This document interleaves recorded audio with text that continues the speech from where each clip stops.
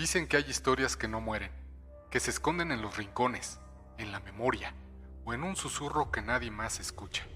Bienvenidos a Legado de Ángela, un podcast donde las voces del pasado aún tienen algo que decir. Aquí recogemos relatos reales de lo inexplicable, apariciones, señales, misterios y aquellos momentos en los que la realidad parece romperse un poco. Si estás aquí, es porque también lo has sentido y quizás, como nosotros, aún estás escuchando.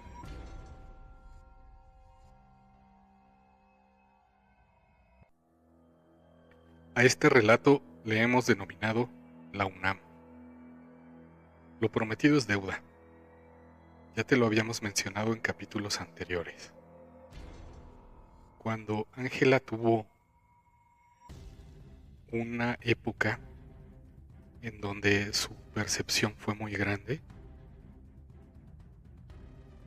la contactaron de la UNAM de México. El contacto no recordamos exactamente por dónde vino, pero la invitaron a la unidad de parapsicología. Nosotros éramos muy dados a investigar todo lo que nos decían, como ya te hemos contado.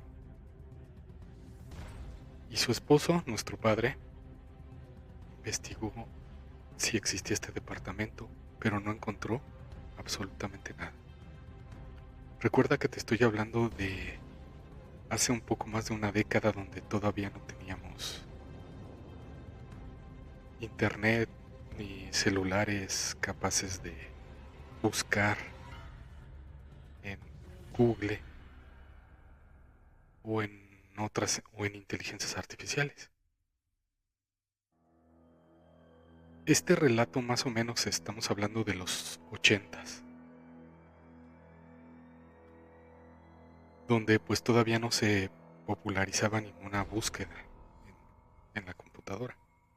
Sin embargo, pues investigábamos donde podíamos. Aún así nos topamos con que la UNAM no tenía ningún departamento que se llamara parapsicología.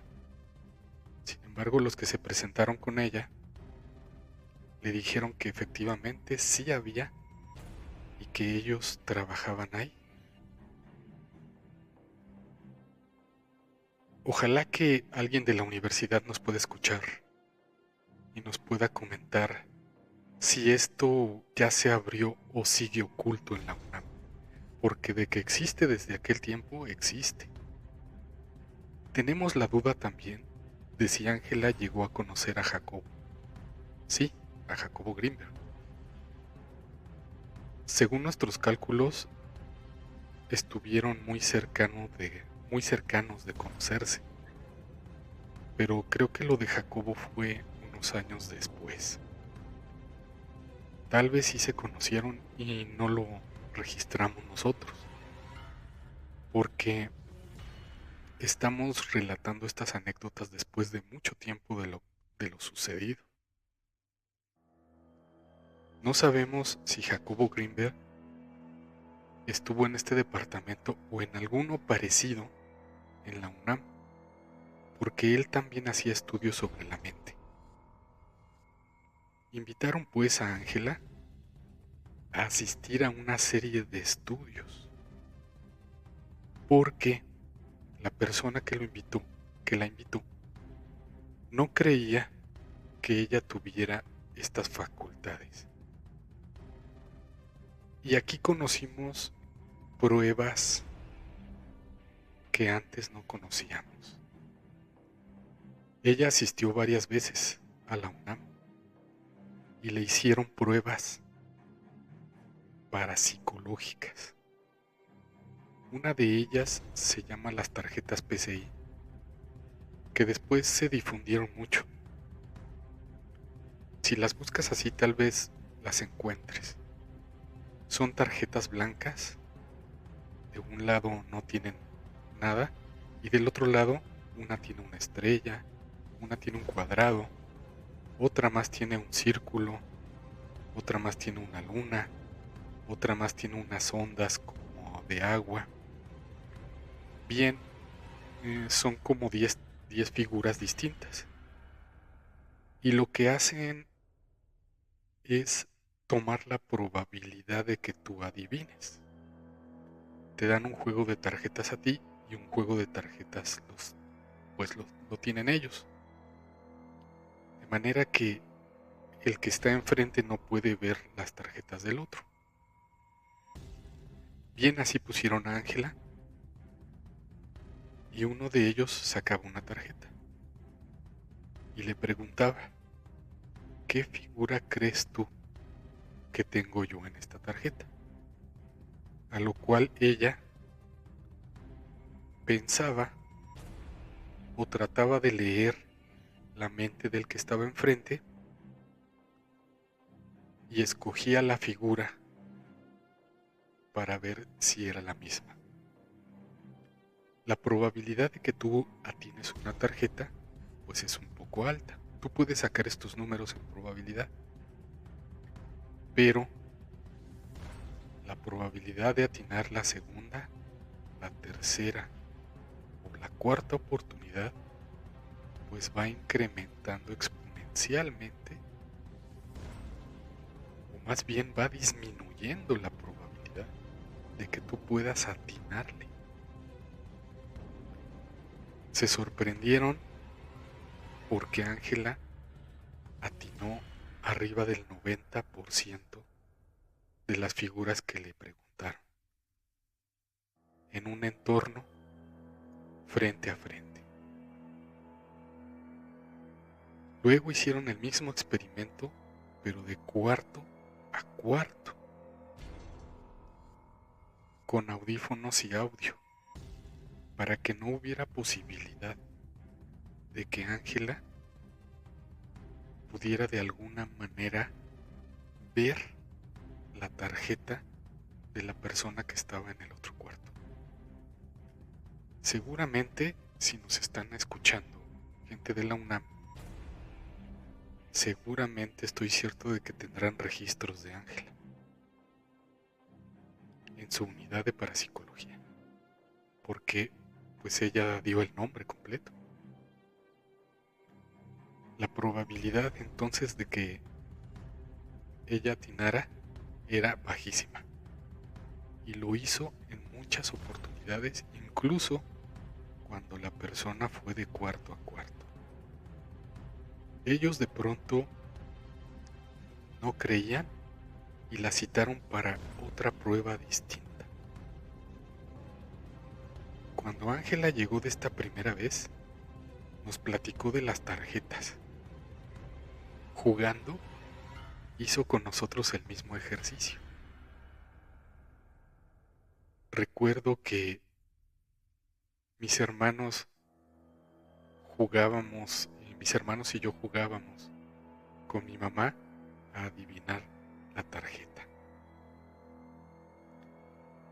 Hicimos unas tarjetas en nuestro cuaderno y jugábamos a esto. Ella le emocionaba mucho que estuvieran estudiando las facultades que ella tenía a nivel científico.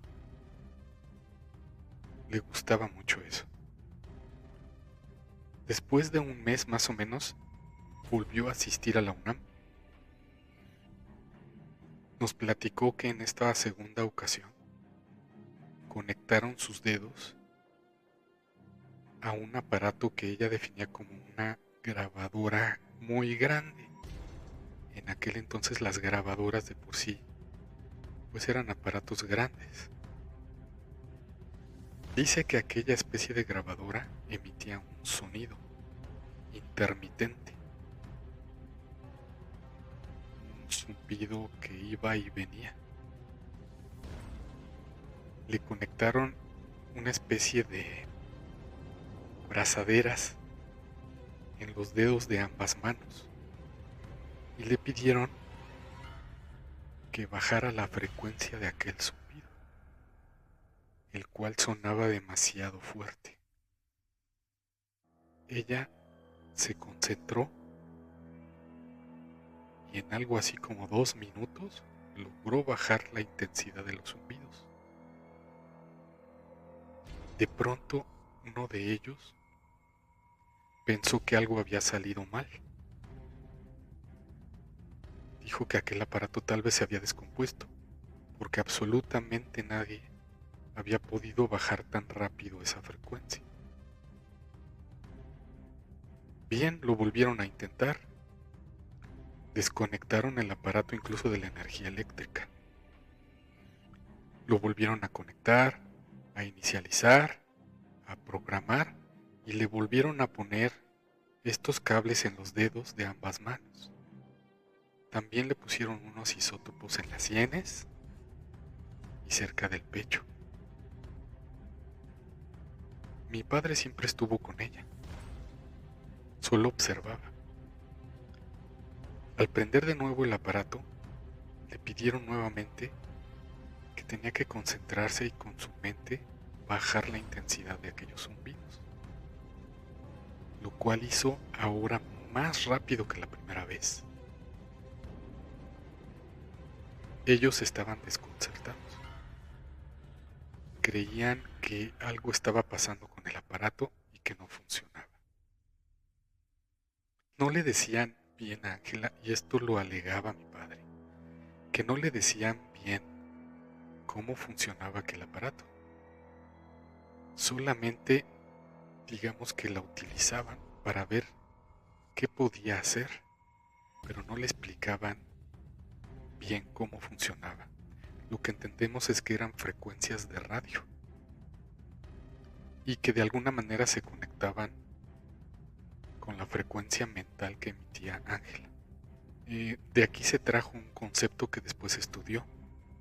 Este concepto era bajarse de nivel, y ella empezó a hablar mucho de este concepto. Pero eso lo puedes ver en el libro del método Silva de control mental, donde explica que el cerebro, de acuerdo a lo que tú piensas, funciona con una frecuencia en hercios. Y si tú tienes pensamientos positivos, digamos que estas frecuencias bajan de nivel a beta, gamma o delta, así le llamaba Silva.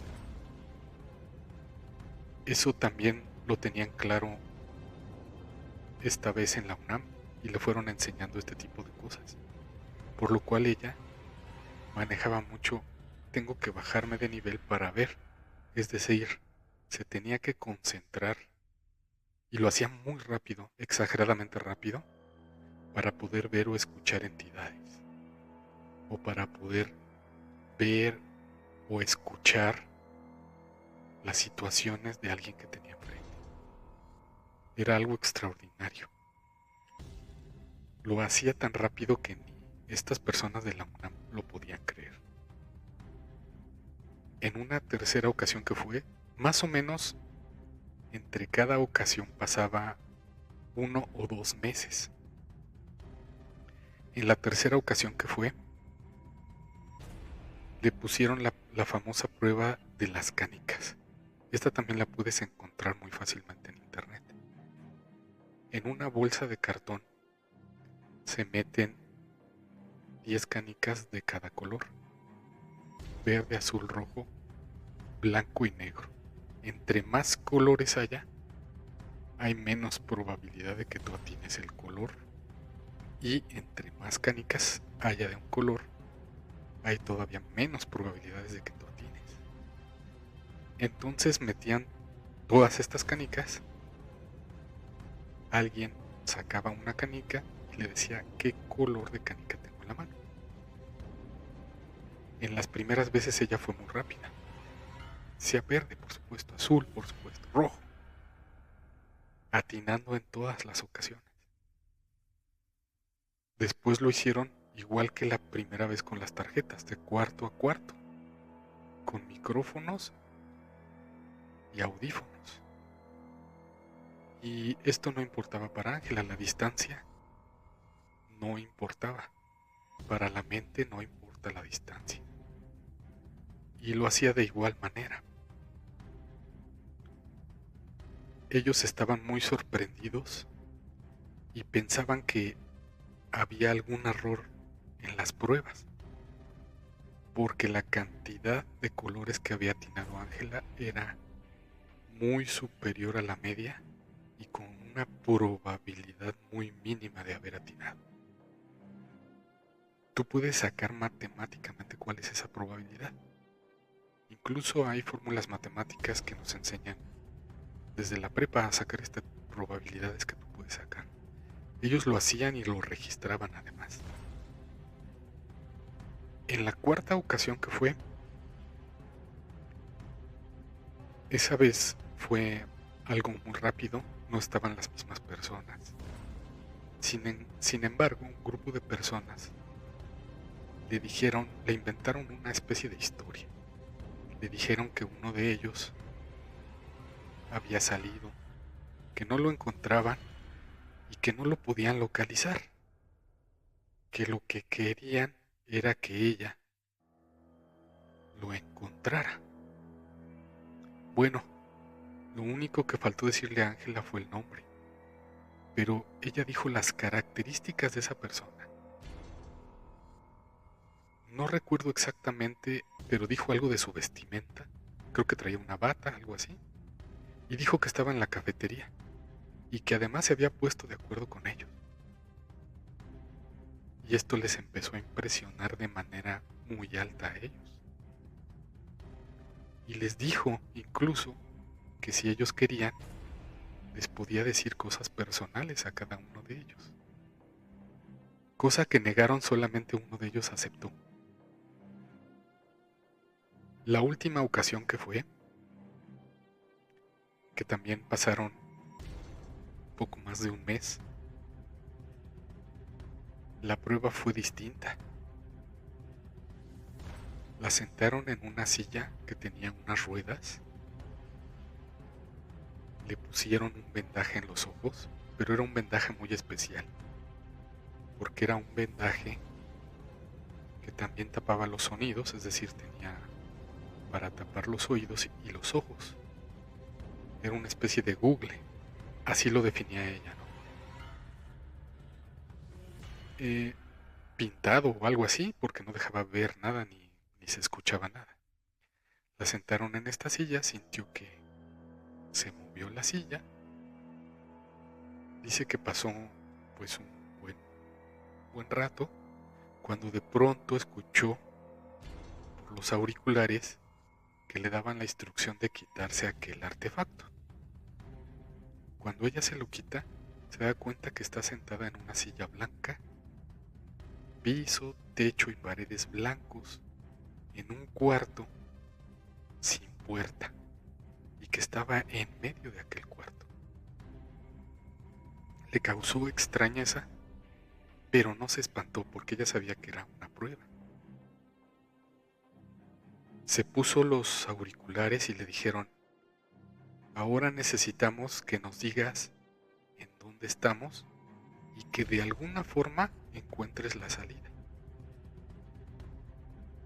Y ella dijo: no, pues no hay problema, la salida está en aquella esquina y ustedes me están viendo desde allá arriba. Y lo señaló. Entonces la sacaron. Uno de ellos dijo que no había funcionado el experimento, que era imposible que alguien dijera algo tan rápido. Y le dijeron: es que cómo, o sea, sentiste cuando te metimos. Dijo: no, en mi mente se dibujó dónde estaba la salida y los estaba viendo en mi mente. Literalmente esto es un cuarto especial y tiene un espejo donde ustedes pueden ver hacia adentro, y el que esté en el cuarto no ve nada hacia allá, solamente ve blanco. Es más, hay unas escaleras especiales por donde se suben. Les empezó a describir cosas que ellos no daban crédito. Sin embargo, alguno de ellos estaba muy impresionado con aquellas respuestas que daba Ángel, tan precisas y tan rápidas. Después pasó un tiempo y, platicando ella con una de sus primas, pasó algo muy interesante. Su prima le dijo: salte de ahí, Ángela, no seas mensa. Te va a agarrar el gobierno y te va a secuestrar y te va a desaparecer. Y ellos ocupan a esa gente para un montón de cosas. Salte de ahí. Entonces Ángela reflexionó. A ella le interesaba mucho aprender, pero sí le dio un poco de miedo que su prima tuviera la razón y que la fueran a desaparecer de alguna forma, que la hicieran trabajar para el gobierno. Y no estamos hablando de la CIA, no estamos hablando del FBI, estamos hablando de la UNAM de México. Sí, por increíble que parezca. Entonces Ángela rompió el contacto. Afortunadamente antes no había celulares con GPS, porque si no hubieran dado con ella de manera muy fácil. Nunca volvió a hablar con ellos y incluso nos estábamos cambiando de casa, recuerdo, cuando ella dijo: hay que aprovechar para no volver a dar la nueva dirección. Seguramente la buscaron donde vivía y seguramente tienen registros en la UNAM. Ojalá que alguien que escuche este podcast pueda decirnos, nos pueda comentar si existen registros de Ángela y dónde los tienen. Ojalá que alguien de la UNAM sea valiente y nos pueda comentar. Espero que te haya gustado esta historia, porque a partir de esto Ángela aprendió muchas cosas de la mente apegada a la ciencia. Y te voy a decir que Jacobo Grinberg tiene mucha razón en algunas cosas. Sin embargo, cuando le empezaron a suceder a él, no pudo con tanta carga en su mente. No sé si lo mataron o lo desaparecieron, pero él logró desarrollar algunas cosas. Ojalá que no lo tengan secuestrado. Es solo una suposición. Hasta aquí nuestro relato, espero que te haya gustado.